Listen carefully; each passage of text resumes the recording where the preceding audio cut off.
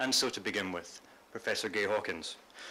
Gay is one of Australia's most respected cultural theorists. Sorry, I got you all excited there.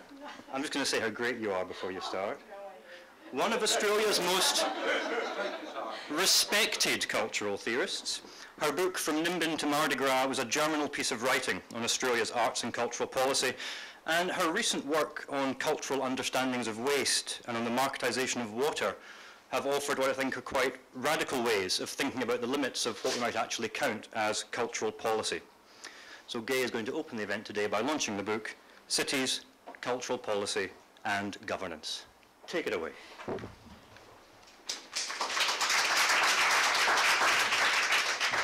Thanks, Alan, for a very generous introduction, and it's an honour to be invited to launch this book, and I might just cut straight to the chase and say this is an absolutely fabulous book, conceptually innovative, phenomenally wide-ranging and empirically rich.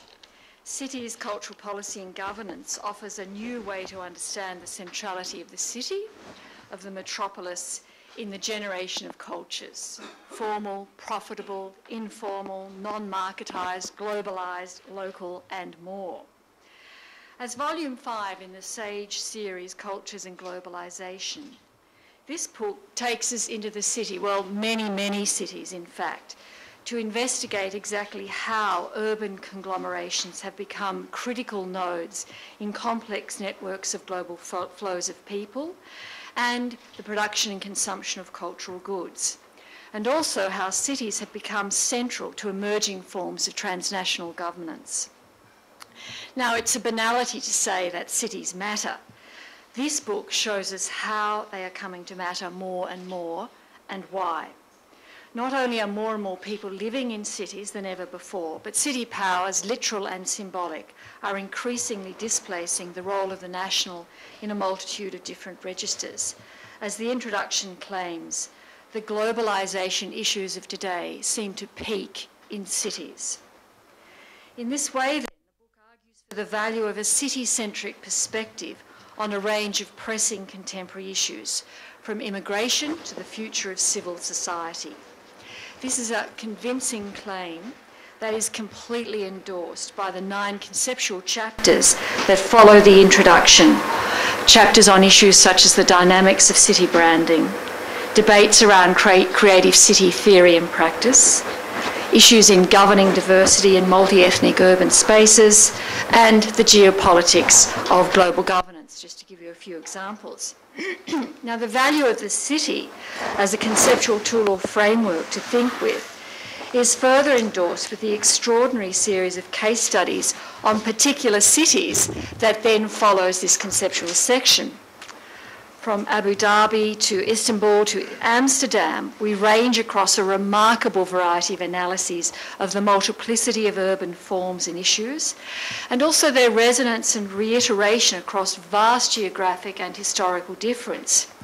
We get a sense of how cities are both unique but also similar, shaped by the specificities of their own patterns of immigration, economic development and unique forms of rule, but also wrestling with the same issues of how to manage millions of people in confined spaces, all struggling to have meaningful lives. Now, for those of you who had not read the book, and I urge you to, this gives you a short account of the structure and focus. For me, the singular achievement of this focus is that it completely undoes a kind of catch-all category like the global city, by opening up this increasingly cliched term to close and considered new conceptual thinking and empirical investigation. For example, in Chapter 1, Catherine Sarakakis asks, what does global mean in terms of new forms of cultural and financial policy processes, and the ways in which these two fields are coming to increasingly intersect and interact? And she offers a wonderfully rich answer to this question that includes some fascinating policy maps that trace how international policy regimes get played out in specific urban sites and constellations or clusters of networked institutions. She shows how the hegemonic power of various corporations, government bodies, NGOs becomes durable and is enhanced by these networks of close relations and increasingly dense international connections and networks of cooperation. I have yet to read a more convincing account of how cultural governance in the city is implicated in global capital flows and globally active governance mechanisms. That's my phone, I'll ignore that. This is like Q&A last night. Oh my God.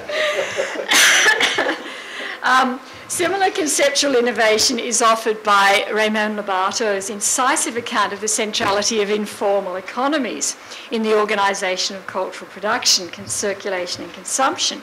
And again we see how the global city is in fact this complex, hybridised mix of regulated and unregulated, of local networks of circulation mixed up with international flows of market forms that reveal the extraordinary diversity of processes of economisation. It's impossible to think of a term like the market as a singular, uniform organisation after reading this chapter. Now, in Stuart's essay on the creative cities discourse, production and or consumption, we see him wrestle with the issue of Brisbane. And maybe I'm projecting here or reading between the lines, but it seems to me that the subtext here is how useful is a creative cities framework when you are confronted with a distinctly uncreative city, such as Brisbane. A city... I'm just paraphrasing his argument. A city where all the cultural production action seems to be largely elsewhere. Freeing up policy is one strategy, but I'm not sure that the solution of waiting until we all become consumer-producer hybrids is really going to deliver.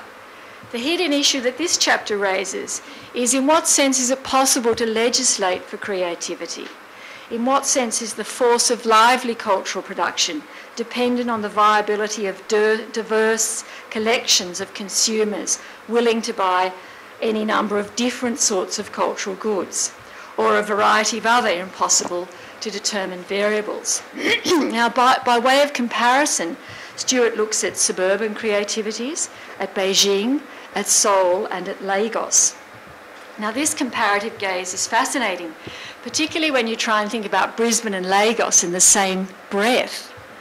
Lagos is emblematic, of course, of the planet of slums, a future of cities as catastrophic sites of absent infrastructure, gross inequality, and phenomenal experimentation and everyday creativity as people struggle to make a life. Now, Lagos has also been investigated by one of the world's leading contemporary architects, Nobel Prize-winning Rem Koolhaas, in a Harvard-funded project on the city. Now, Koolhaas went to Lagos with students over a 2-year period, trying to figure out how the city functioned, and there's a fabulous film about this project on YouTube. And what he did there was investigate how people made do without functioning water, without electricity, without waste management, without housing, and more. Now, Stuart discusses the vibrant pirate film industry in Lagos, the rise of Nollywood, as evidence of a vibrant creativity emerging without any state support. Koolhaas discusses the entrepreneurialism of water, housing, and transport solutions that seek to adapt to chaos, creating ingenious alternative systems. For Koolhaas, Lagos is at the forefront of a troubling globalising modernity. As he says, Lagos may not be catching up with us, we may be catching up with it. Now, my point here is not to celebrate the ingenuity of poverty, to claim some essential and life-affirming relation between massive hardship and creativity. Rather, it's to say that we are witnessing multiple global cities of the future, where the possibilities or conditions for creativity are immensely variable, and where forced innovation and adaptation probably doesn't feel that much like creativity, more like survival. Now, this kind of tension between top-down policy-driven forms of urban governance and cultural regulation and bottom-up practices of survival and everyday innovation is, to my mind, best explored in Asu Askoy and Kevin Robbins' essay on Istanbul, one of the favourites in the book, one of my favourites in the book. Now, I chose to read this chapter because I'm going to Istanbul in 2 weeks, and if that sounds like some hideous bourgeois cosmopolitan cliche, it is. Istanbul is right up there as the wannabe trendy person's must-visit destination. Rated European Capital of Culture in 2010, Istanbul ticks a lot of boxes in terms of the links between cultural policy, gentrification, and rapid economic growth. Cool Istanbul, as it's now termed, emerges in this nexus. Now, Askoy and Robbins begin with a discussion of urban atmosphere, of that ineffable phenomena where you sense an affective power connected to space, to street life, to the overall experience of an urban environment as having a kind of buzz, as being alive.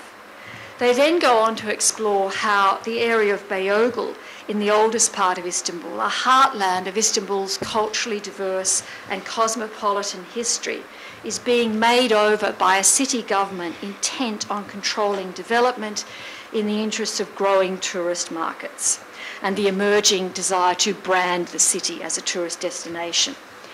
Now, in this process, the local artists, bohemians, and the urban immigrant poor that have coexisted for a long time in this region of Istanbul and that were crucial to the notion and production of atmosphere are being pitted against each other or squeezed out in the interest of cleaning up the image and making the area more appealing to visitors.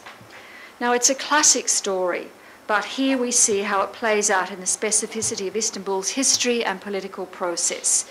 What the authors argue with such force is the right for people in Istanbul to live inspirational lives, not aspirational lives that we hear a lot about in Australia, but lives that are valued because they are worth living and because they matter and because they make a difference to defining the present moment, to making an atmosphere. Now, this could be seen as an idealistic formulation, but I don't think it is. I think it foregrounds how urban atmosphere is also often very much connected to what Bruno Latour would call atmospheres of democracy. And what he means there is forms of civic interaction, exchange and tolerance, where people from diverse backgrounds in cities are able to lead lives marked by permanence and connection rather than radical vulnerability, disturbance and conflict. Having some local control over urban space seems to be central to civic atmospheres and atmospheres of democracy. And this control means allowing for diverse activities and interactions rather than standardization and incipient authoritarianism, which is what the Istanbul chapter documents. Now, there's much more that I could say about this great book, including the wealth of comparative data amassed in the city's suite section at the end, documenting how different trends in urbanisation play out in 9 sample cities, and there's some beautiful empirical information there. But we're running out of time, and I'd rather hand over to the panel.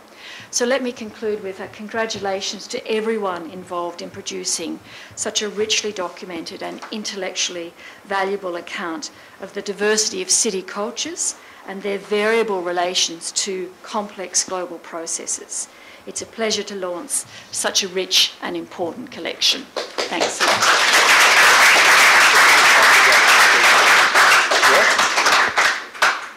Thank you, Gay, for such a generous and a fascinating speech about the book. I can already feel the questions bubbling up, but as I said before, we'll keep the questions to the end so we can get the panelists interacting with each other.